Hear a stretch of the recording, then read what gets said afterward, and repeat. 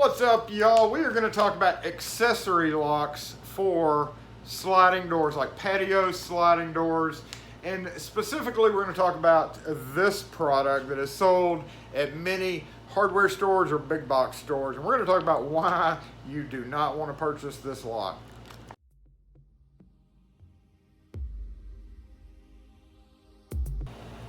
So as far as sliding patio door locks, a lot of you who may have one or who work on them know that the little hook mechanism that's built into most sliding doors is not really that sufficient. There are some exceptions, but for the most part, it is not really a very secure lock. So on the market, there are many different styles or types of accessory locks.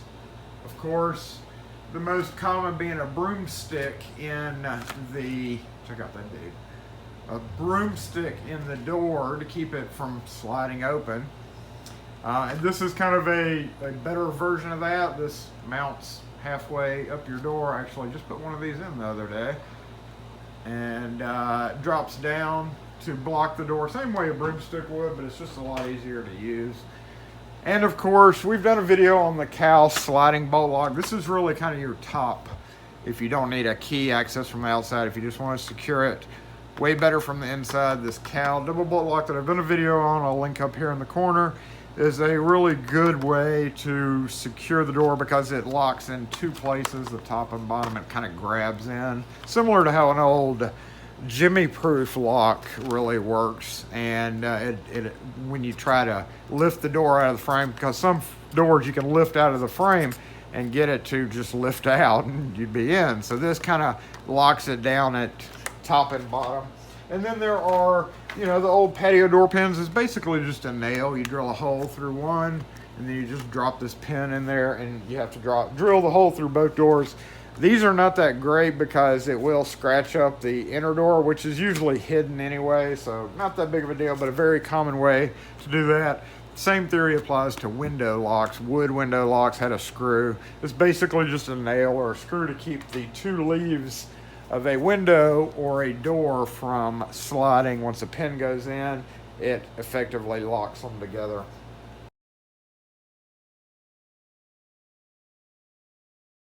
You know, there are some keyed versions on the market. This is one by Entry Armor. This is a pretty heavy duty guy. It's got about a 3/8 inch bolt. Super long throw, designed to be mounted right behind this, the two screws, and then locked down. Now this would, you know, kind of violate fire code in many places. They really couldn't get away with using this in many places, but if you are able to and it meets fire code, you can, which again, it probably doesn't because it's a key lock. Once you lock that key, you cannot pull that down to pull out of the hole that it's mounted in, like in this example there. So it goes up in the frame. So yes, any keyed locks are really gonna be against fire code. You need to really watch that. And however, there is this product, which if you surf down the aisles at your local big box store or hardware store, you will likely see this step-on sliding door lock. Now, Mag Securities is actually an antique because Mag has long since been out of business. It was very similar to this keyed patio door lock. Now, this one has a key and this one doesn't. Of course, going back to fire code, they wouldn't sell this at a big box store anymore, but this particular version you could lock down with a key so it wouldn't go up and down. But it's the same theory. You step on it, you mount it at the bottom, and you step on it to pull the pin in and out. You see, same thing. One of them's just key lockable. However, once you get this guy open and take a real close look at it, now I've already taken it apart, but I will mention that when I did take it apart, it did not, I popped it apart at the seam here, and it came apart very easily. But if we look at it, we throw it, you know, we have it mounted here, and you throw it down with your foot, and it looks good, you know, sorta, but watch. Come on. Really? So at that point I was like, okay, I want to take this apart. see how it's made. So I popped it apart at the bottom here, and this falls out. This is actually the side we need to be holding. It had a pin coming out right here that went into there, so that just snapped. And I mean, look, y'all know I've talked about pop metal, crap metal. That is super crap metal right there. I mean, it either was poking out of here or poking out of here. Either which way, when I very carefully popped it with a little flathead at the bottom apart just to see how this sucker was made, we can see it's basically just has a hole in the rod that goes into this fulcrum. It'd be a fulcrum, right? And when you pull it, it pulls it in, and when you press down, it throws it out. However, because it terminates right there, and this is crap metal, you say, well, it would tighten down. You tighten it down, you put it on the door with these two screws, and it squeezes it together. But even so, even if you hold it as hard as you can, it is horrible. It is, the bolt itself is probably less than a 1/4 inch.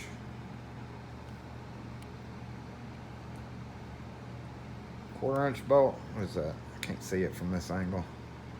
So yeah, very small, and it is very floppy. So if you mounted this on a door that had any heft or any substance, right? It was heavy. What do you think is going to happen there? Or it's just going to break in this area. Now the problem with it is they did not go all the way through. If we look at this one, which I hate to open up because this is kind of an antique. So new in box. Don't make it lose its value, but watch, this one goes all the way through. So while it is probably just as, maybe weak or heck it, let's open it.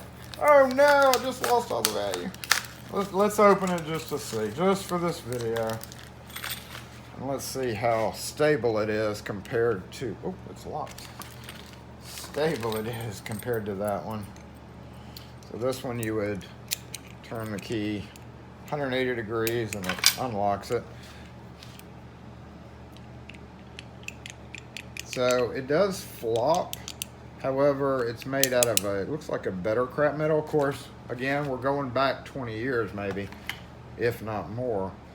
But we can see there's a better stability because they cut it all the way through. So this company did an absolute fail by only making this halfway. They needed to put a whole rod across the bottom so that it projects out the back, so that it is at least stabilized better in the lock instead of just being one-sided like that.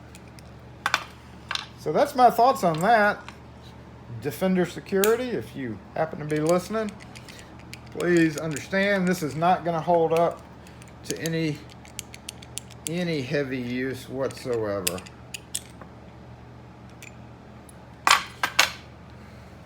So anyway, y'all, if you have any questions or comments on this, feel free to leave it in the comment section. However, you just saw what I posted. So if you were trying to find an accessory lock for your sliding door, you'd be way better off going with, the double bolt lock or literally anything besides the step-on sliding door lock. Thanks for watching, y'all.